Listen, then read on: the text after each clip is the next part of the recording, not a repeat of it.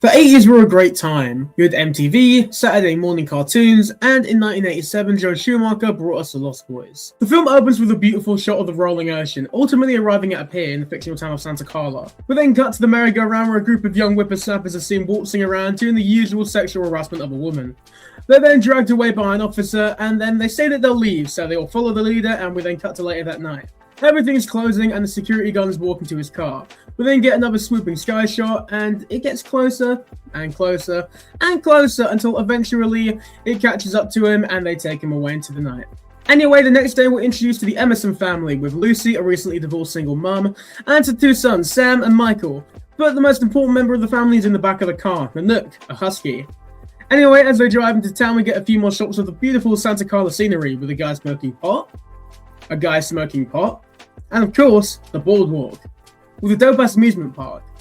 Now, Santa Carla itself isn't a real place, but it is based on Santa Cruz, where the film was made.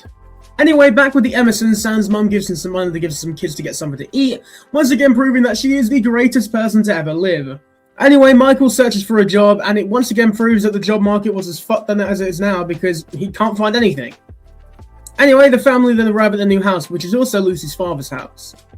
Speaking of Lucy's father, he is currently playing dead on the porch to some reason, I don't really know why. Anyway, once he's doing that, he lets them into his big fuck-off house, and Michael then chases Sam around the house, and they then stumble upon their grandfather's taxidermy, and he then explains to the two boys the rules of the house, which are pretty simple, even though they don't listen to most of them. The most important rule, though, is that the second shelf in the fridge is exclusive for his root beer and double thick Oreos. However, I see those peanut butter poppers in there, bro. There's other stuff on that shelf, that's all I'm saying. Once Grandpa is done giving the rules, we cut to later that night, where the fam's out in the boardwalk experiencing whatever the fuck this is. Anyway, Michael spots a girl, which immediately catches his attention, because he's just, Michael. And she also spots him, so him and Sam go after her. Meanwhile, their mum is trying to find a new job, and goddamn maybe the job market isn't dead, because she gets a job and a date in the same 5-minute time frame. Anyway, while she's outside, David, played by Kiefer Sutherland, and his gang enter the premises. Anyway, Max, the manager, kicks them out, so they bike away. Meanwhile, Mike and Sam are following the girl, as you do, and Michael then leaves him at the comic book store, where we are introduced to the two Frog brothers, Alan and Edgar.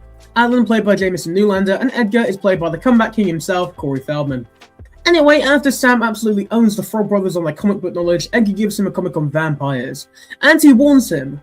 Sam then catches up with Michael, because not long later the two finally catch up with a girl, who hops on David's bike and the group then drive away. Anyway, we then cut back to the same couple who were harassed earlier, as they're having fun in the car, doing the thing, and the roof then gets torn off the car and the two are attacked and then taken away into the night before we're then back with the fam. Grandpa and Sam are going to town, but town is a bit far away for Grandpa, so he goes back inside, and Sam then goes back to the comic book store. Sam is played by Corey Haim, who would later star alongside one of the Frog brothers, Corey Feldman, in License to Drive and the TV show The Two Coreys. And today he's once again asked the brothers if they've seen anything weird in Santa Carla.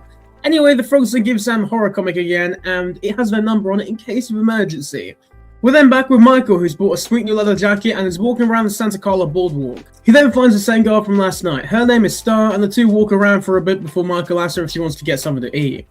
But just then, David and the guys spawn in from fucking nowhere, and she says that she has to go with them, so she hops on David's bike, and Michael and the guys then go for a ride. As they ride, it starts to get a little bit foggy, and Michael can see the edge, so he quickly stops his bike before he takes a swing at David, but the others hold him back, so he challenges David to a fight. However, instead of a fight, they all go back to the underground lair, which was a grand hotel. However, an earthquake happens, so it led to it falling apart. Back at the house, Sam's reading his horror comic with my goat Nanook just chilling on the bed. His mum comes into the room with his clothes and she puts him in the closet. He has his mum close the closet though because, you don't know what kind of monsters are in there. And his grandpa then comes into the room with a wonderful taxidermy beaver just for him. That's so kind of him. Anyway, back with the boys, the Scran has just arrived, so David offers Michael some rice. Tell me, Michael, how could 1 billion Chinese people be wrong? However, maybe 1 million Chinese people were in fact wrong because Michael then starts eating the rice and they turn out to be maggots, so Michael spits them out and he throws them on the ground. How could he do that? That was perfectly good protein right there. Anyway, he's then offered some worms and they bring out the good stuff. What are we drinking? Vodka? Rum? It's blood. Never mind then. Michael drinks it despite Star warning him and, he does his thing. And the guys then all have a little celebration while Michael drinks some more and, they go for a ride to a bridge where they you know, have a little dangle, and Michael's not going to miss this amazing scenery, so he drops down as well. However, as they're all just hanging out, a train comes overhead, so they got to hold on real carefully. You know, if I had a nickel for every time I've seen a Kiefer Sutherland movie with a train on the bridge, I'd have 2 nickels. Which isn't much, but it's really funny that it's happened twice. Anyway, some of the guys can start falling, because, you know, there's a fucking train above them. But Michael then also can't seem to hold on any longer, so he lets go and he joins the guys in Neverland. But I guess he was too old for Neverland, because he then wakes up the next day in his bed as Sam comes in the room, and since Michael is all hip and cool now, he asks for his sunglasses. Anyway, his mum asks him to stay home with Sam since she's going out for dinner with Max. And that night the grandpa also goes out, so the boys are home alone. However, as Sam is making a sandwich, the guys start driving around the house, yelling and causing a right ruckus. However, as Michael opens the door, they all disappear. Anyway, as Sam goes upstairs to take a bath, Michael goes to the kitchen to get himself a nice glass of milk when he suddenly gets a pain in his chest and he collapses. Meanwhile, Sam is doing whatever this is, and Michael then starts heading up the stairs, and the Nook senses that something's off, because he's the goat. So he starts growling at the door, and just as Michael opens it, the Nook then pounces for him, and I'm guessing the brawl went on for a good while, because Sam then gets dried off, gets dressed, and then heads all the way downstairs to find Michael who had been bitten by the Nook. Anyway, the two then notice that Mike's reflection is fading in the mirror, so Sam then bolts upstairs and he locks his door before grabbing the phone and calling the frogs, and they tell him to kill Michael. Michael then goes downstairs where his heart starts beating a lot again, and he then starts floating, so he works his way to the window and he heads outside. Sam then gets a call from his mom and he tries to tell her about Michael, so she leaves the date in a hurry, just as Michael is floating past the window. Michael, though, is begging for Sam's help, and through the power of brotherly love, Sam opens the window, letting him inside. The two then agree that they're going to work on it, just as their mum busts through the door. Anyway, Michael then heads out for the night, and Sam decides that he's going to sleep in his mum's room. He also has a necklace made of garlic to protect him from Michael and all the other vampires. Meanwhile, Max is back at his house when the vampire kite is thrown at his house, followed by the boys on their motorbikes. Michael then heads back to the vampire base to meet with Star. He asks her what's happening to him, but she says that she doesn't know how to help him, so the two just fuck instead. I guess that helps him make him feel better about being a vampire, I don't know. Anyway, we then get another beautiful rolling shot of the clouds above, which then transforms into the ocean, which leads into the base, and I just gotta take a minute to talk about how the cinematography is in this movie. Because, oh my god, the cinematography is so fucking beautiful. From Santa Carla, to the dude smoking pot, to the dude smoking pot, to the bridge, everything is amazing. But anyway, it's now morning, and Michael wakes up to realise that his hand is fully healed from when a Nook rightfully attacked him. If you can't tell, I like dogs. Later that day, Michael is walking back to the house, where his mum asks him a pretty sad question. Hey, aren't we friends anymore?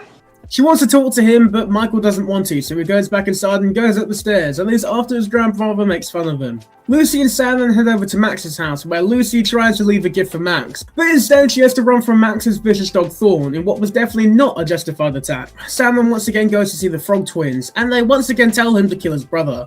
But Sam proposes a new idea, that they should kill the head vampire, and Sam then realises that it all started when his mum began working at the video store, so he thinks that the head vampire is Max. Meanwhile, Michael is doing Michael things and he's trying to talk to Sam, but Sam doesn't want to talk to him, so his mum then tells him that Max is over for dinner, but he tries to leave quickly. Now, watch closely at this scene, and remember the many convoluted rules of vampires now. Because Max then asks Michael to invite him into the house, because he's the man of the house, so he has to let him in. Which Michael doesn't even think twice about, so he invites him in. Hey you! Yeah you! Are you enjoying this video? If you are, be sure to like the video and subscribe to the channel, because it really helps me out. Also, be sure to let me know what you guys would like to see in future videos. Anyway, back to the video. Sam then introduces the Frog Brothers to Max and Lucy, and Sam then offers Max some totally not garlic laced parmesan, and Max then stops coughing because it's definitely not garlic laced parmesan. So Sam pours some water on him, and the guys then try a few different tests, but Max doesn't seem to be a vampire. Anyway, back with Michael, he's running to David and the guys down the Brawl Book again, and he's looking for Star, so David tells him, Michael, you ever want to see Star again? You better come with us now. So Michael goes with them to where a bunch of guys are messing around on the beach, and the boys just sort of stare at them from a tree very weirdly, like, they aren't even hidden here, they just sort of fucking stood in a tree. David then tells them that the initiation is over, and that it's now time to join the club. David and the others then go full vamp mode, and they head towards the beach. So they have a nice little midnight snack as Michael tries to resist the urge to go full vamp. Once they're done snacking, they all walk back over to Michael for a nice little money shot, where David gives a nice little exposition dump in case any of you are unaware about the very convoluted lore of vampires. You'll never grow old, Michael. And you'll never die. But you must feed. Sam then wakes up from a snooze and he puts the other taxidermy into his closet. But when he closes it, a monster named Michael appears, so Sam and Michael then discuss some important things like unvampiring Michael. And that's when Star randomly appears, so she floats up on into the window and Sam hides under his covers. And she has a nice little chat with Michael. Star then explains that the night before, while Michael slept over, she was supposed to kill him and he was supposed to be her first kill. Michael, however, pushed her away, so she floats out the window and Sam calls up the frogs, who the following morning bike over to the house. Michael, Sam, Edgar and Alan then head out in the car to the vampire lair. The four then descend into the hotel and Michael goes over to Star, however she tells him to take Lottie, who is a missing kid, with him first because she wants to get a little more shut-eye. So while Michael takes him out to the car, Sam and the Frog Brothers start their search for the vampires. Michael then heads back in and he grabs Star as the three find the vampires, and since none of them know who the leader is, they decide they're just going to kill all of them. So the frogs get out their stakes and they kill Marco, but in doing so they wake up the other three, who besides from being awoken from the slumber, probably don't appreciate the fact that they just murdered their friend. However, it is perfect motivation for David to yell out this absolutely fucking banger line. You did me! Anyway, the three kids then start crawling for their lives back through the caves as David follows, and he grabs Sam's leg. However, thankfully the others can pull him into the light, so he starts to burn, so he decides that they'll get their revenge that night instead. The three then run to the car, however Mike is having a little siesta, so Sam decides that he's going to drive. And the frogs are hesitant at first. We don't ride with vampires. We do now. Yeah. Anyway, the group then get home, and I guess Michael awoke from his slumber midway along the ride because he's now carrying Star. The grandpa does stop them along the way, but he doesn't question the fact that they're just carrying two people up the stairs, and he instead just reminds them to fill up the car with gas when they borrow it. They then decide that they have to come up with a plan B, and quickly, because in a few hours the sun will be down and the boys will be back. Sam then goes to visit his mum at work, and he tells her the truth, but she doesn't believe him, and she thinks that he's just messing around. So Sam and the Frog Brothers then head to church, where they baptize some of their stuff, and then also grab some holy water. Sam then comes up with a good way to get his grandpa out the house by telling him that he has a date, so he heads off and the others start boarding up the house and preparing for the fight. We then get a few more beautiful shots of Santa Carla as the sun sets before we head back to the hotel where David and the others wake up. So they all just start floating their way onto the Emerson's house, and meanwhile Lucy is just having a wonderful dinner. Outside of the house, the Nook is just sort of chilling when he sees some vampires approaching, so he starts barking. And so Sam goes out to grab him and Michael goes out to grab him. So they get him untied and they hurry back to the door, but they both trip, so they get up and they run as fast as they can and they just get inside as the boys start breaking their way into the house. Anyway, one of the boys called Paul goes for the Frog Boys because they killed Marco. They try to push him into the water, but he thinks that it's just garlic water, but it is not garlic water, it's fucking garlic holy water. So they smash him with some of it and he starts to get hurt.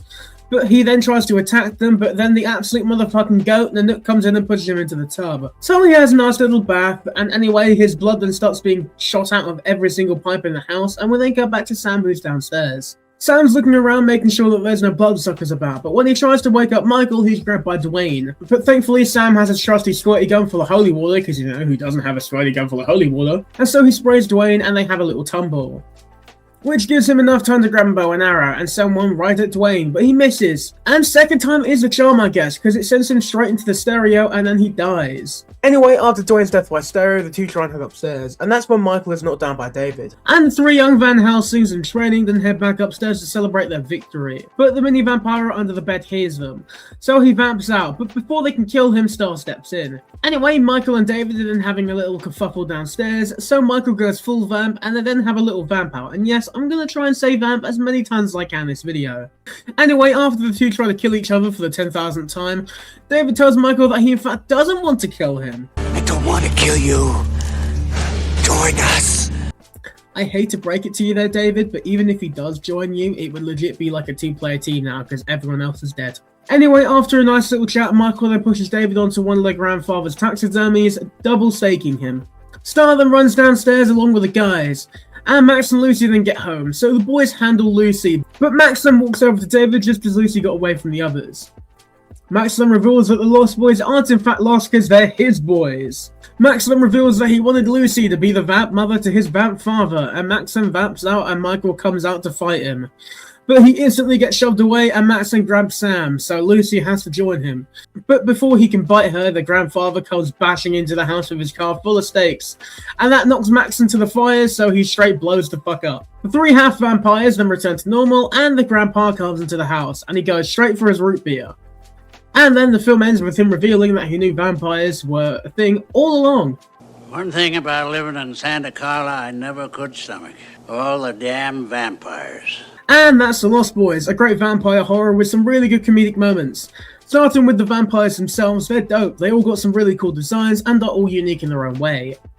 The leader of the group, David, played by Kiefer Sutherland, is a cold and heartless killer, and he's contrasted very well by the rest of the boys, who are played by the late Brooke McCarter, Alex Winter aka motherfucking Billis Preston Esquire, and Billy Worth. And our main cast is great, with Michael played by Jason Patrick, who did a great job playing Michael, someone who's trying his best to fight against turning into a vampire, Sam, who is of course played by Corey Haim, the mother Lucy played by Dan West, grandfather played by Bernard Hughes, and of course my goat Nanook, who is played by a husky named Cody.